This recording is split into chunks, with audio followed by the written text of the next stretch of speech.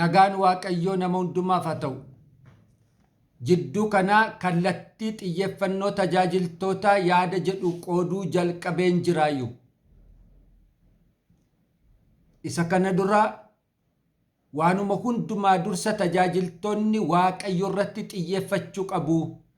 Gara waaqayyoo hin ilaalan taanaan, waaqayyoon hin yaadan taanaan, fuula waaqayyoo hin dhaabatanii, fuula waaqayyoo duratti hin dhiyaatan taanaan, ergaa sirrii fudhachuu hin danda'anii, homaa arguu, homaa dhaga'uu hin danda'anii, homaan argine, homaan dhageenye taanaan immoo saba kanatti wanti isaan dubbatan, wanti isaan argisiisan hin jiru yaada jedhu kaaseera gabaabse jechuudha. Har'a immoo isa lammaffaan dubbachuu barbaada.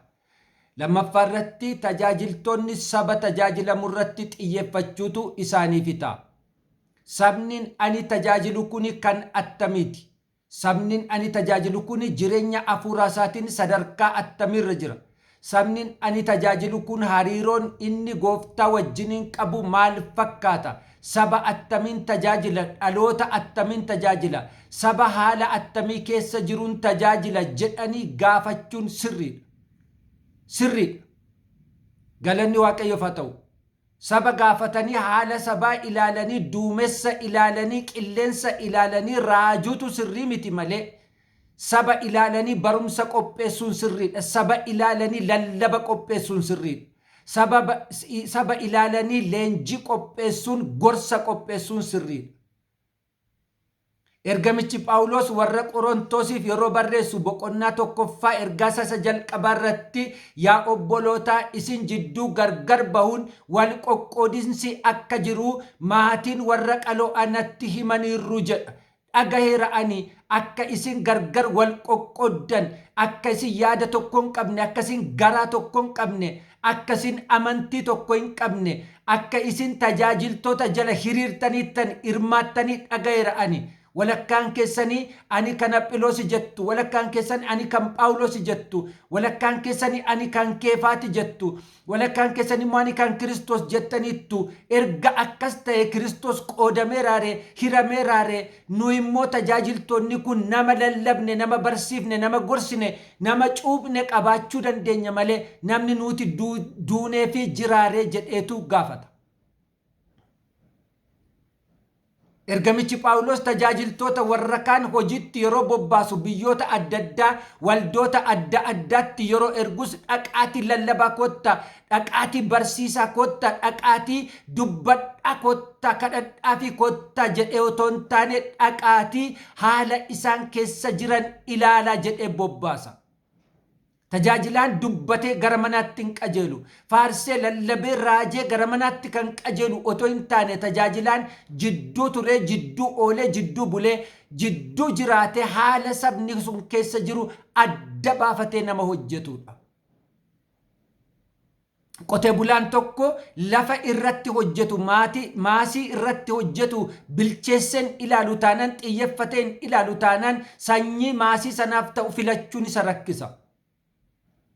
Sanyii dogoggoraa maasii dogoggoraa irratti maasii baasee biqilchee ija godhachiisuu hin dandeenye irratti facaasuu danda'a.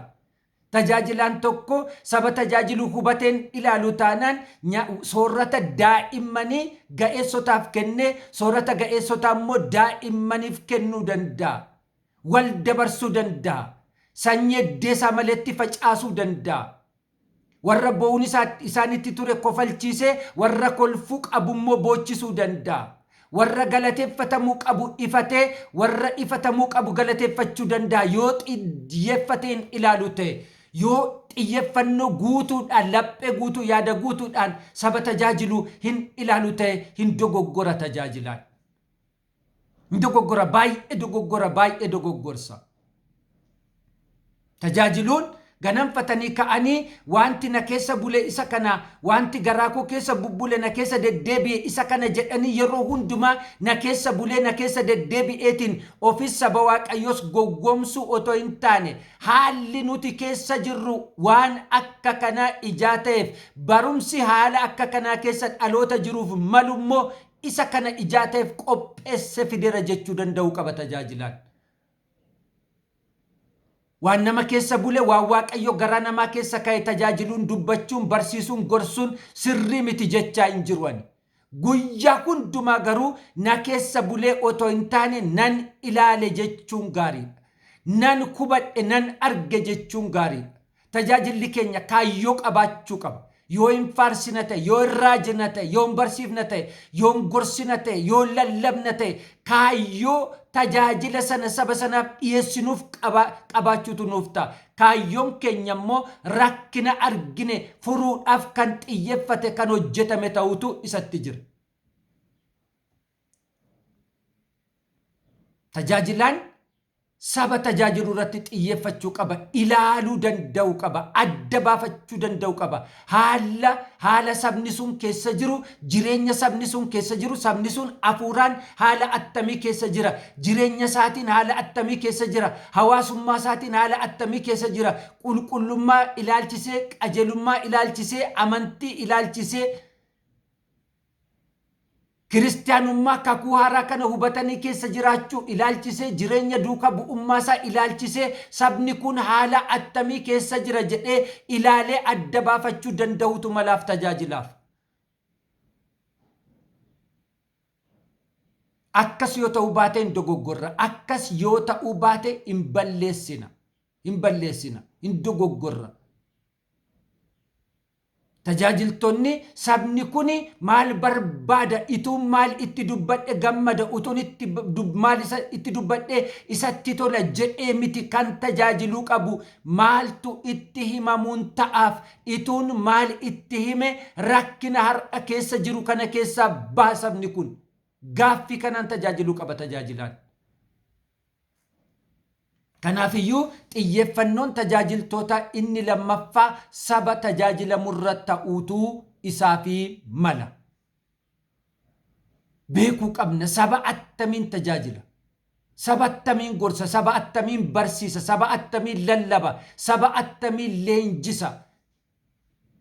Sabni kun inni ani tajaajiluuf itti qajeelaa itti adeemaa jiru kun akkaataan jireenya isaa maal fakkaata jedhee tajaajilaan bayeessa godhee itti yaadee barumsa isaa, leenjii isaa, lallaba isaa tartiibessee qopheeffatee fuula saba Waaqayyoo dhaabachuutu ta'aaf malee yeroo hundumaa tilmaamaan gimmitiidhaan, yeroo hundumaa kanatu na keessa bule, kanatu na keessa deddeebi'eedhaan tajaajilli nuti kenninu nuunis saba Waaqayyoos tarkaanfachiisuu, siqsuu dhiisuu danda'a. Ergamoonni akkasitti tajaajilanii, qaawwa adda baasanii, rakkina adda baasanii, hir'ina sabni sun qabu adda baasanii, mudaa sabni sun ittiin komatamaa jiru adda baasanii, calalanii qulqulleeffataniiti inni kun akka kanatti deebi'a argatu, furmaataa argatu, gara kanatti siqu jedhanii barsiisanii, gorsanii, lallabanii, ifatanii, dheekkamanii, jajjabeessanii, waan godhamuun isatti jiru hundumaa godhanii waldaan kiristaanaa mudaa malee akka taatuuf. Kanaafiyyuu tajaajiltoonni xiyyeeffannoo isaanii saba tajaajilamurra kaawwachuu danda'uutu isaaniif ta'a. Gooftaan sinaa eebbisu.